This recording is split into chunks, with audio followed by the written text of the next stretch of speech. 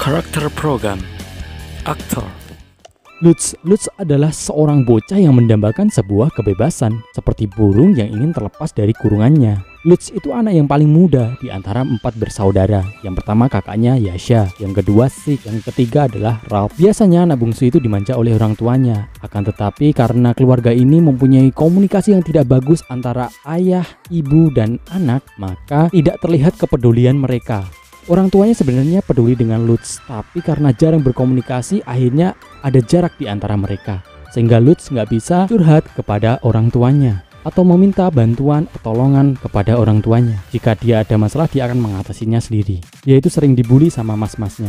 Makanannya direbut, barang pribadinya sering dipakai seenaknya sendiri. Masnya itu sering bilang sama Lutz, barang punya adik itu juga barangku. Lutz itu benar-benar pandang remeh sama mas-masnya. Dia nggak bisa melawan mas-masnya karena nggak sebanding ya fisiknya. Dia itu lebih lemah daripada mereka. Adu makanan itu langsung diserobot habis oleh mas-masnya. Komunikasi dengan orang tuanya yang tidak baik, mas-mas yang selalu mengambil hak-hak adiknya, itu membuat Lutz itu nggak nyaman di rumah. Dan karena itulah Lutz itu ingin menjadi pedagang keliling, dimana dia bercerita pada Main kalau dia itu ingin menjadi pedagang keliling. Di sini menurutku dia itu pengen sebuah kebebasan. Mayoritas laki-laki aku yakin udah pernah rasain hal itu pula. Lutz pertama kali terlihat di animenya pada episode 2. Dia berambut pirang. Menurutku dia itu lebih tampan daripada saudara-saudaranya sih. Apa mungkin karena gambarnya aja? Gue nggak tahu sih. Cuman di sini ya, orang yang paling membuat nyaman Main itu adalah Lutz. Bisa dibilang sahabat satu-satunya Main itu adalah Lutz. Mereka itu saling melengkapi. Main orangnya kan lemah, tapi dia tuh selalu dibantu Lutz. Sedangkan Lutz sendiri selalu dihargai oleh Main. Keluarganya itu nggak membutuhkan dia, tapi Main adalah orang yang membutuhkannya. Hubungan mereka itu saling melengkapi menurutku. Ada satu hal yang membuat Lutz itu mempunyai hutang budi yang amat besar kepada Main, yaitu pada episode 3. Sebelumnya kalian harus tahu bahwa ada perbedaan besar cerita antara anime dan manganya. Untuk animenya sendiri kan Ralph dan Lutz mampir ke rumahnya Main. Tapi kalau dicerita di novelnya berbeda. Justru Main dan Turi itu yang mampir ke rumahnya Lutz. Dan di sini gue akan bahas tentang itu karena menurutku hal ini itu krusial, perlu dibahas. Karena pada titik inilah dimana Lutz itu mulai menganggap Main itu tidak hanya sekedar teman aja. Di hari yang sama ketika Turi sedang ngambil buah parwe bersama dengan ayahnya, di sini Lutz juga mengambil buah dengan mas-masnya. Setelah mengambilnya, para warga itu mendatangi rumah Lutz. Barter di sini masih membudidaya dan mereka ingin menukarkan parwe itu dengan telurnya yang dipunyai oleh para peternak ayam. Ketika Lutz melihat telurnya itu berkurang satu demi satu, Lutz itu merasa sangat kecewa. Saat itu Lutz itu sangat kelaparan. Makanannya itu sering diambil oleh mas-masnya. Saat itu ketika dia sedang makan daging, mas-masnya itu langsung ngerebut dagingnya. Dan Lutz itu nggak bisa melawan mereka. Fisiknya kalah telak lah. Mungkin ya ketika dia nggak dapat makan daging, dia mungkin bisa buat telur. Tapi karena telurnya udah habis, dia kan nggak bisa makan apa-apa. Jadi di situ dia itu amat sedih gitu.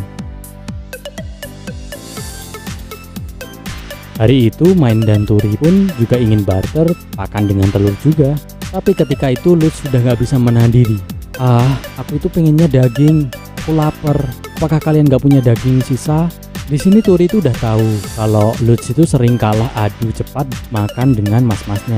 Sedangkan Main mulai berpikir, kamu kan bisa makan sisa parwe ini. Lutz tidak mengharapkan bahwa Main akan mengatakan itu. Padahal Main itu selalu baik. Kenapa bisa-bisanya dia itu suruh aku makan makanan burung ini? Main pun meminta Lutz untuk mengambilin jusnya dan dia mencampurkannya dan menyuapi Lutz. Lutz sebenarnya agak ragu, tapi ketika makanan itu sampai ke mulutnya, melihat reaksi Lutz, mas-masnya udah nggak sabar. Mereka pun langsung merebut makanan itu. Di sini Lutz sebenarnya nggak mau menyerahkan, tapi ya nggak bisa ngelawan, mau bagaimana lagi. Melihat keantusiasan Lutz dan saudaranya, Main pun ingin membuatkan pancake. Mereka sangat bersemangat dan mereka kayak berebut.